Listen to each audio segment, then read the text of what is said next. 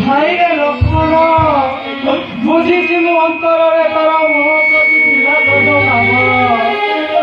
से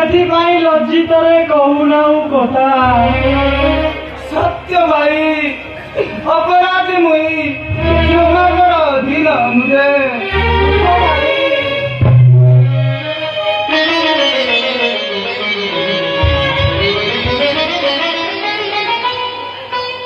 भाग्यवान तुम्हें राम सीता पद पूजा पाइतु जीवने किंतु नकरू त्रुटि दिने कर्तव्य तुही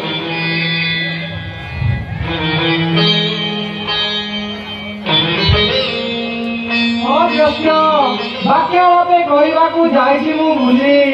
गुरु वशिष्ठ समेत आसीचंती अयोध्यार प्रजागण बहु अदूर से बनगिरी भागे से तले रखाई सकले आसी मुई तब प्रथम दर्शने चलो तेरे केनुस्ताने भाई चरण देनी गुरु वशिष्ठ रावण मिशी करी साक्ष्य तो आस सती आस सौमित्री गुरु दर्शन करने मते पितृतर्पण चलो